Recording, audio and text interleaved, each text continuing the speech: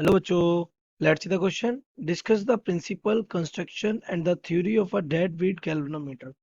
तो get deadbeat galvanometer का क्या प्रिंसिपल कंस्ट्रक्शन और थ्योरी बतानी है. State two merits of moving coil galvanometer. तो let's see the key concept of this question. The key concept of this question is बेटा galvanometer होता क्या है ना. उसके बाद आते हैं हम किस पर, डेड बीट galvanometer पे. तो galvanometer it is an instrument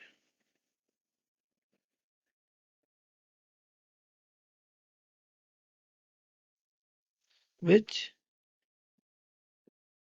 is used to detect or measure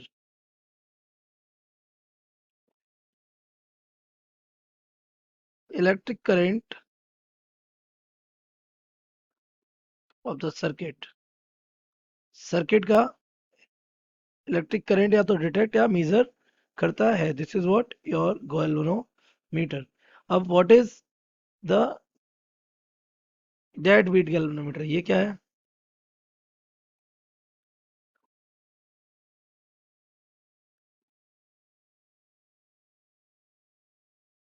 तो डेड बीट गैल्वेनोमीटर आपका क्या है. It is a simple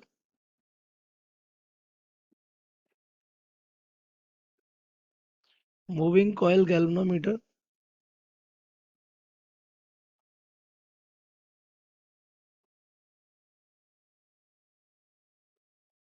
but only one thing is there,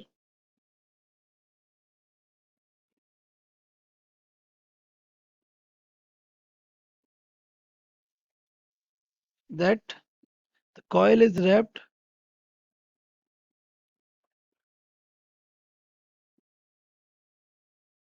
over a metal. ऐसा क्यों. This gives rise to the eddy currents in it, जो कि कैसा होता है, विच इज इंड्यूस्ड. अब ये कैसा बेटा इंड्यूस करंट है. सो भाई लेंस लो.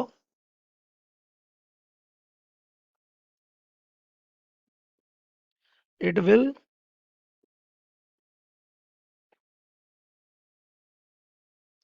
opposes the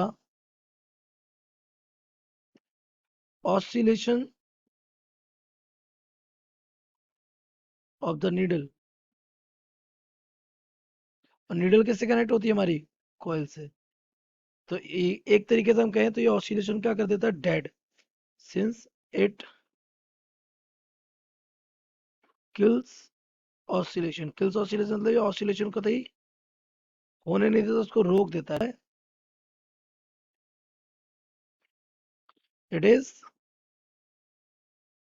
क्या बोल रहे हैं इसको, डेड बीट गैल्वेनोमीटर.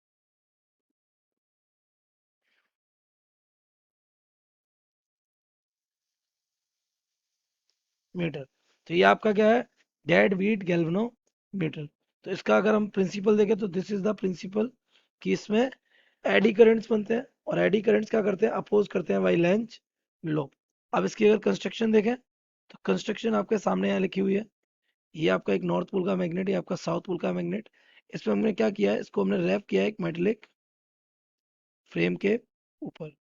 तो ये क्या होगा, जैसे ये नीडल यहाँ पर है, तो जब ये नीडल यहाँ रुकने वाली होगी तो सबसे पहले ये क्या करेगी, यहाँ वाइब्रेट करेगी. क्यों करेगी, क्योंकि उसके पास इनर्शिया होगा, ये मोशन कर रहा था.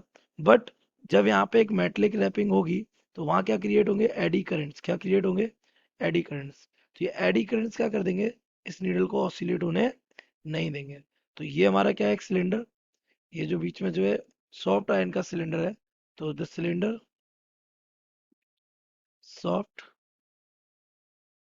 Iron cylinder is made core for the better magnetic field. ताकि मैग्नेटिक फील्ड कैसा हो सके, बेटर हो सके. इसके अलावा ये जो हमारा ये घूमता हुआ जो मैग्नेटिक फील्ड है, this is called the radial magnetic field. इसे हम क्या कहते हैं? Radial magnetic field. Radial magnetic field क्या करता है?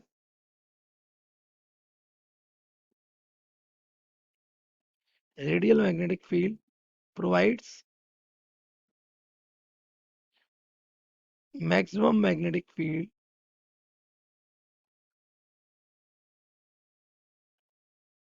for each orientation,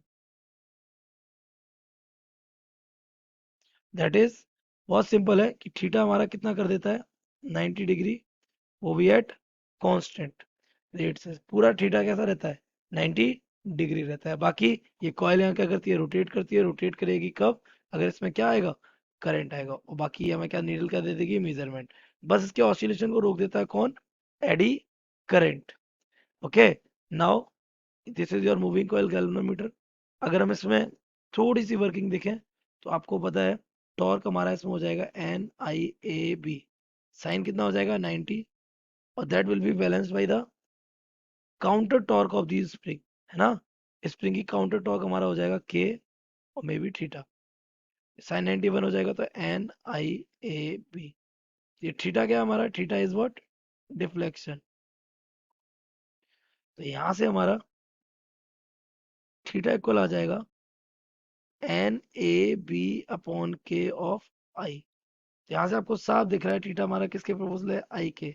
यानी जितना ज्यादा करंट होगा उतना ज्यादा क्या आएगा? Deflection. This will gives the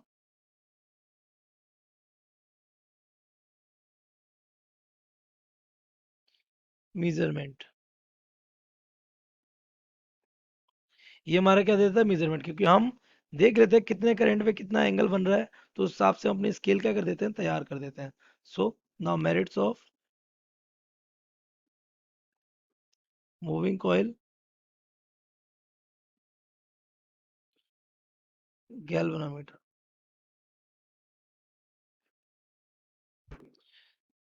सबसे पहली मेरिट हम लिख सकते हैं, it has very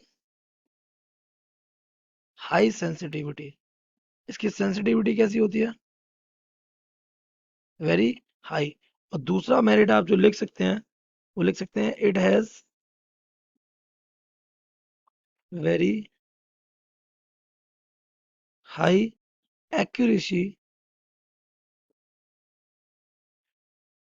and flexibility.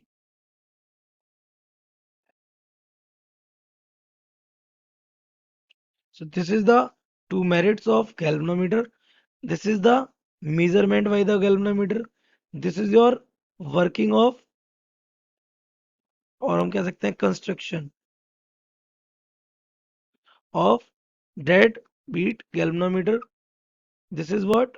Principle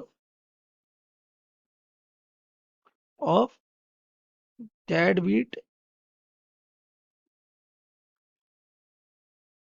galvanometer. Simply. So I hope you have understood it well. Best of luck.